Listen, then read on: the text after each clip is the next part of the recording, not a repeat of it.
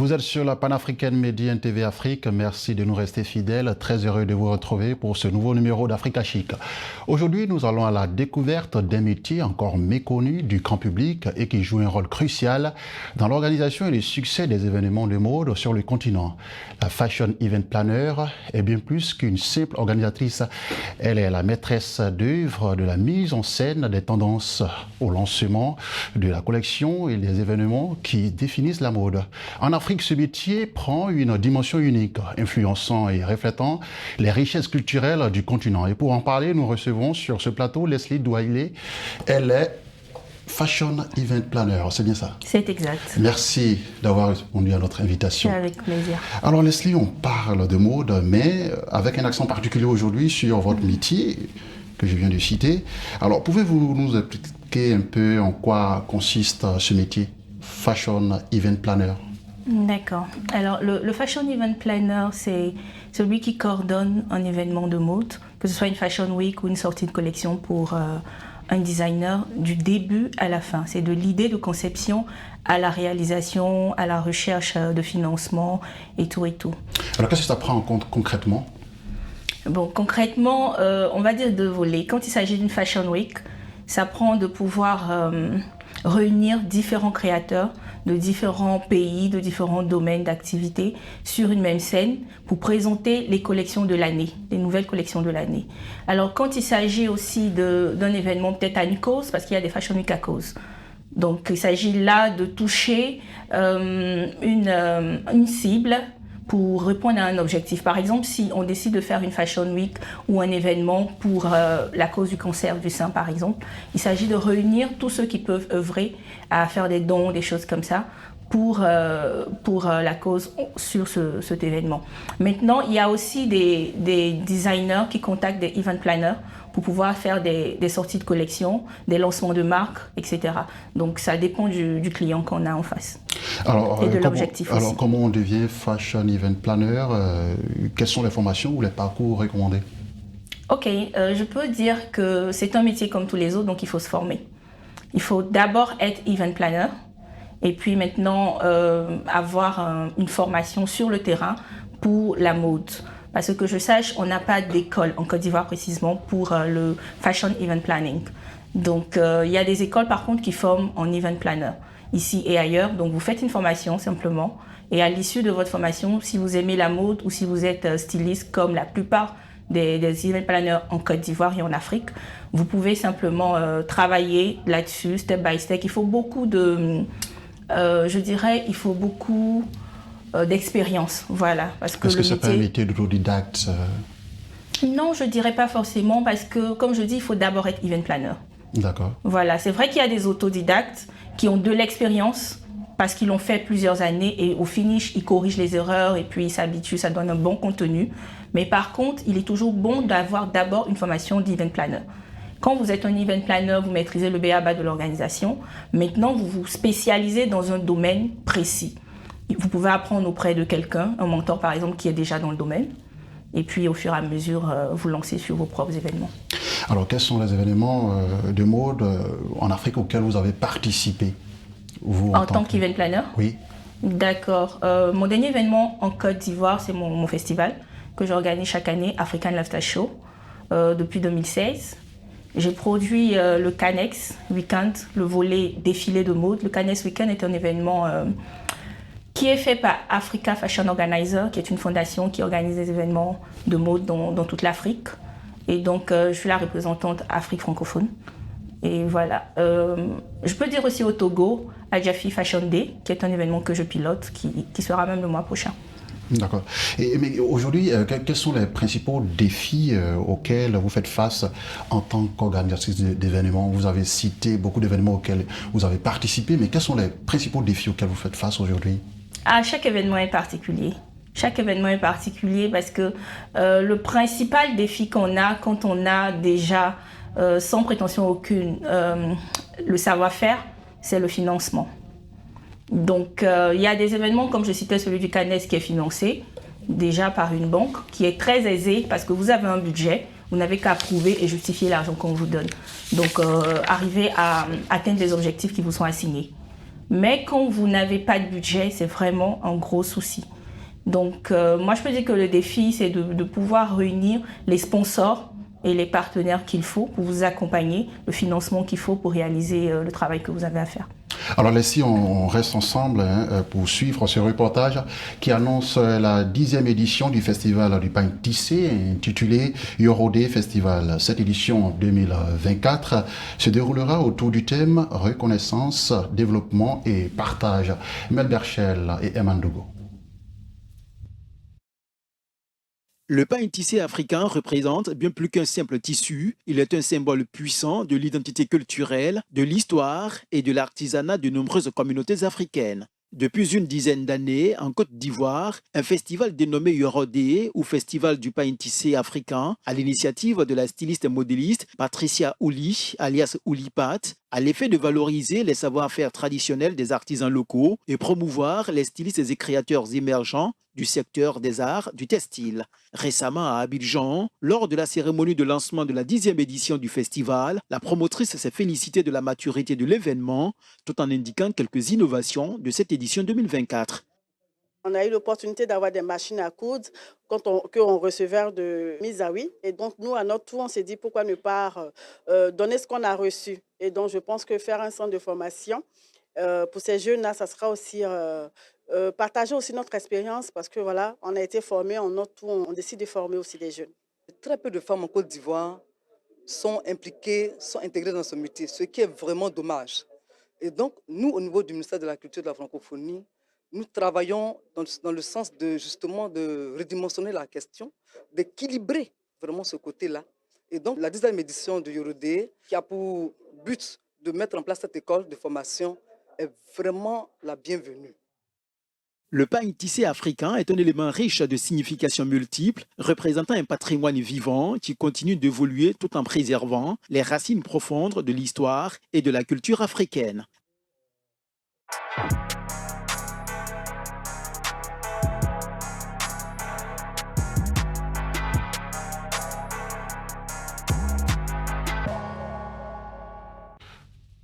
Si vous venez de nous prendre en marche, vous suivez Africa Chic. Aujourd'hui, nous parlons de la Fashion Event Planner et nous recevons Leslie Doyele, voilà, qui fait ce métier et qui nous fait surfer à travers l'univers riche qu'offre ce métier.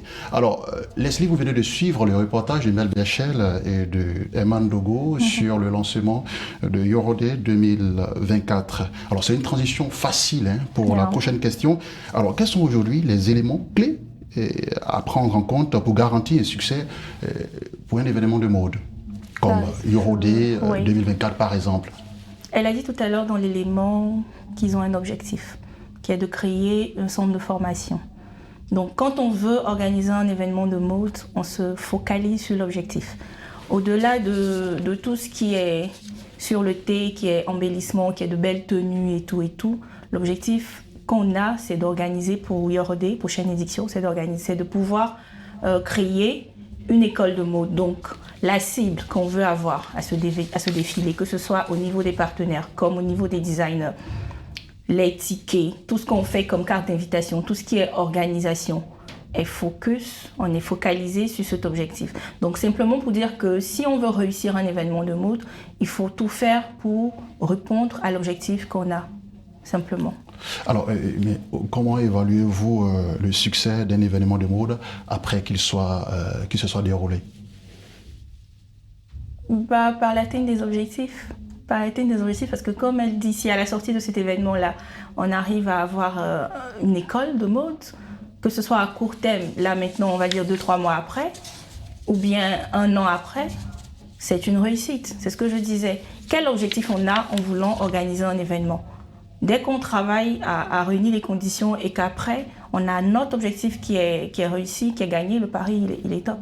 Et il arrive parfois que les objectifs ne soient pas atteints. Alors, en ce moment, le retour, comment est-ce que vous le présentez? Alors, il y a 2 retours. Il y a le retour de ceux qui assistent à l'événement et il y a le retour de nous en tant qu'organisateurs. Vous en tant qu'organisatrice? Nous, en tant qu'organisatrice, quand on a un objectif comme ce qu'elle a dit et qui n'est pas atteint, on travaille toujours sur une prochaine édition à l'atteindre. Quant à voir la façon de présenter ça dans une autre thématique et autres, où parfois vous pouvez avoir des sponsors qui ne réagissent pas tout de suite, tant bien même que les promesses sont faites, mais on est dans une administration et l'administration ça tire long souvent. Voilà, c'est pas voulu mais c'est comme ça. Donc il y a toute une communication qu'on peut faire pour annoncer ou pour expliquer pourquoi l'objectif n'est pas atteint tout de suite et qu'on peut on peut entamer une campagne pour résoudre ça en fait. Alors il y a des événements qui se tiennent sur 3, 4, 5 éditions et pour des objectifs d'une édition donnée qui ne sont pas atteints.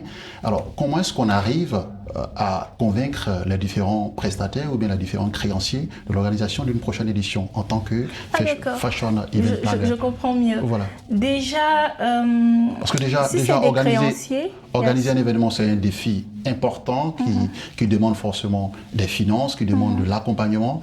Et si jamais ces objectifs ne sont pas atteints, comment est-ce qu'on essaie de rebeloter tout ça? Ça dépend de l'arrangement que vous avez avec vos prestataires. Généralement, moi, je conseille de prendre, c'est ce que je disais, il faut être dans le métier depuis un bon moment. Parce que quand vous êtes dans le métier depuis un bon moment, vous avez des personnes avec lesquelles vous avez l'habitude de travailler. Donc, quand il y a un problème comme ça se règle en interne parce que vous partagez plusieurs autres marchés ensemble. Ils sont plus compréhensibles. Mais quand vous n'avez pas l'habitude de travailler avec ces personnes, il n'y a aucun autre moyen que de négocier pour échelonner les paiements et le faire. Voilà. Maintenant, pour les prestataires, si vous n'avez pas les moyens, allez simplement sur la base de partenariat, des échanges de services. Approchez des médias, approchez des prestataires de services, ayez ce que j'appelle un plan commercial qui leur permette d'avoir en retour de la visibilité, des échanges, des brandings. Il y a plein de choses en termes de marketing qu'on peut établir pour convaincre une société d'adhérer et de nous donner peut-être une sono ou quelque chose en échange. Donc ça, stratégiquement, c'est des choses qui peuvent se faire en interne. Mais si vous devez à quelqu'un, il n'y a rien d'autre que de voir comment échelonner pour payer la personne, l'entreprise en question.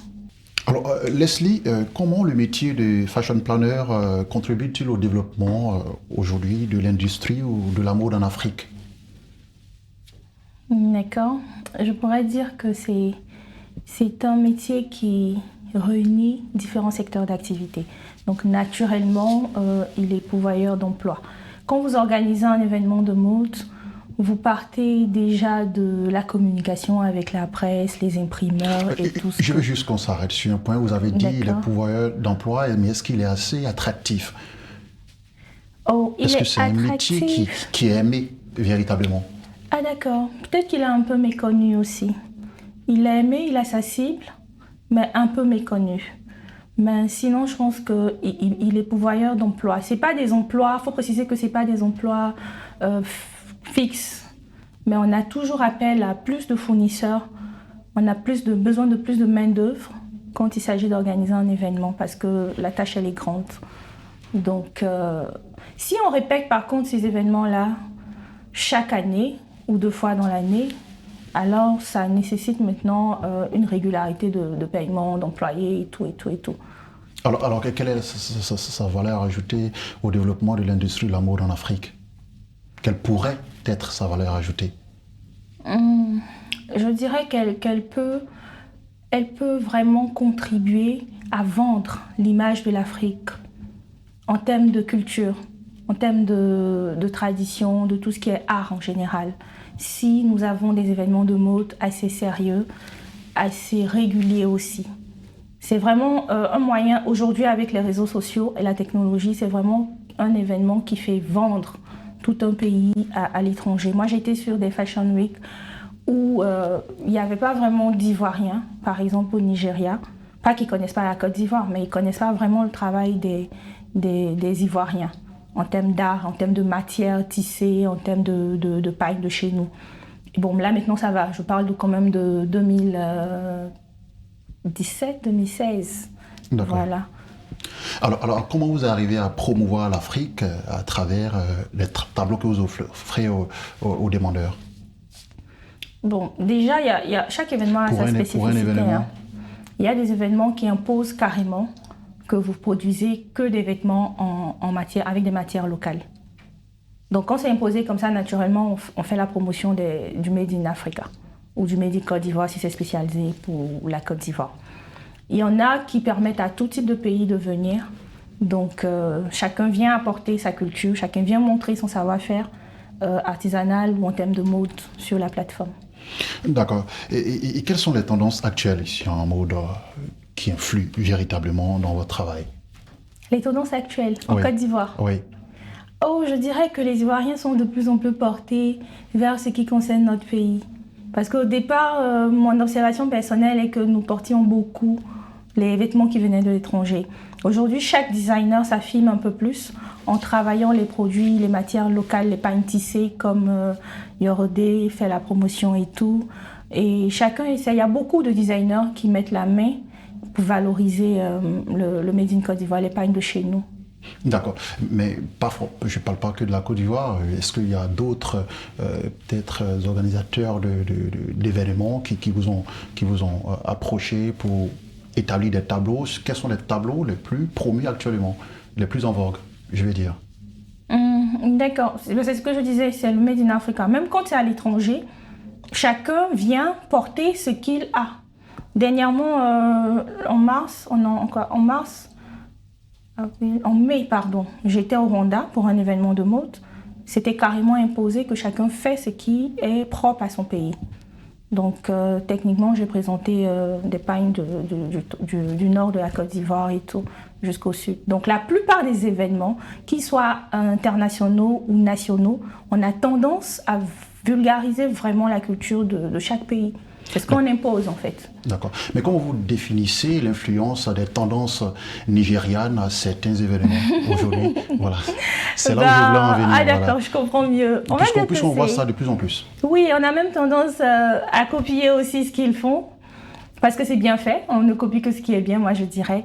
Je dirais que c'est peut-être parce que c'est les premiers à vraiment vulgariser ce secteur-là. La mode au Nigeria, c'est un autre level.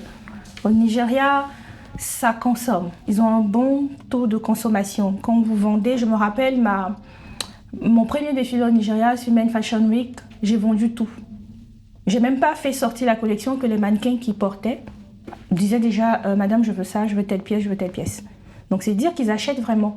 Le prix, ils y mettent la main à la poche quand il s'agit de designers africains en fait. Et il faut dire aussi qu'on a des stars, des vedettes qui consomment. Les clips vidéo, tout ce qu'on fait, les gens y portent ce qui est fait localement. Que ce soit de chez eux comme d'ailleurs, du moment que c'est très original et que c'est très africain, ils prennent.